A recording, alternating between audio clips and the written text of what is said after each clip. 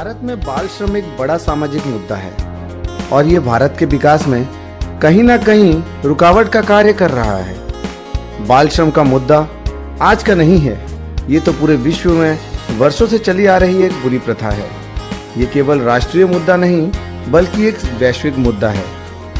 बाल मजदूरी वो प्रक्रिया है जिसमें बच्चों को बहुत कम वेतन पर काम करवाते हैं और कुछ बच्चों को तो रात दिन काम करवा कर भी पैसे नहीं देते हैं, जिससे उनका मानसिक विकास और शारीरिक विकास सही प्रकार से नहीं हो पाता है। यह समाज में गरीबी, आवास और भोजन की कमी, गरीब लोगों के लिए सुविधाओं की कमी, शिक्षा की कमी और गरीबों और अमीरों के बीच में अंतर के कारण होता है।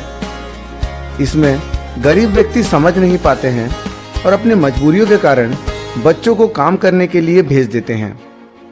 क्या उन मासूम बच्चों को अपना बचपन जीने का हक नहीं? क्या उनका शिक्षा प्राप्त करने का अधिकार नहीं है?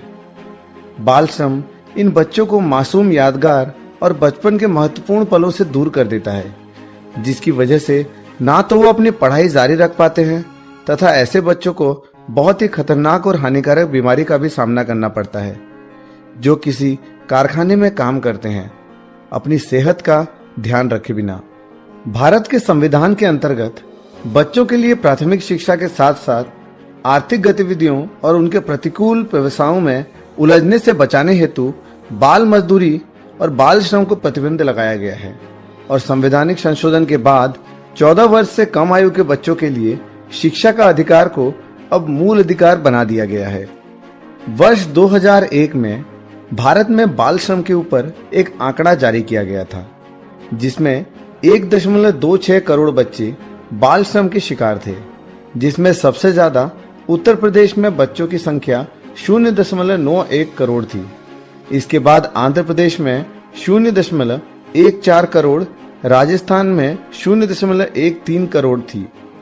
आंकड़ों के अनुसार लगभग 90% से अधिक बाल श्रमिक ग्रामीण क्षेत्र में लगे हुए थे। बाल श्रम का मुद्दा केवल हमारे देश का ही नहीं है, बल्कि ये और भी कई विकसित देशों का भी है। सबसे ज्यादा बाल श्रम की घटनाएं 2010 में अफ्रीका में दर्ज हुआ है। इस आंकड़े के अनुसार लगभग 50% से अधिक बच्चे जिनकी आयु 5 साल से 14 साल के बीच की थी, वे बच्चे यहाँ के कारखानों में काम किया करते थे। अगर देखा जाए तो सबसे ज्यादा बाल मजदूरी मैदानी कार्यों में होती है, जैसे कारखाने, खनन, कृषि उत्पादन तथा अन्य कार्यों में। यहाँ पर काम 2 टाइम करवाया जाता है, दिन में और रात में। कुछ को रात के शिफ्ट में काम करवाते हैं और कुछ को दिन के शिफ्ट में।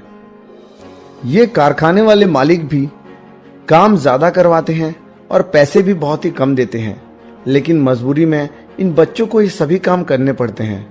बहुत बार तो कई लड़कों को बीमार के कारण तबीयत खराब हो जाती है और मौत भी हो जाती है।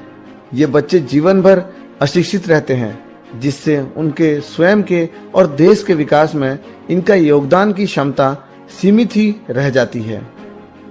देश के विकास के लिए बाल श्रम के सभी प्रभाव को उद्योगपतियों और व्यापारियों को इस बात से अच्छी तरह से अवगत कराना होगा और हम सभी को यह समझना होगा कि बाल श्रम को रोकने के लिए सिर्फ एक रास्ता है और वह है शिक्षा, जिससे भविष्य में सुरक्षित उच्च स्तर की नौकरियों के माध्यम से अपनी और देश की उत्पादकता बढ़ाने में मदद मिलेगी और जिससे देश का भी विकास होगा।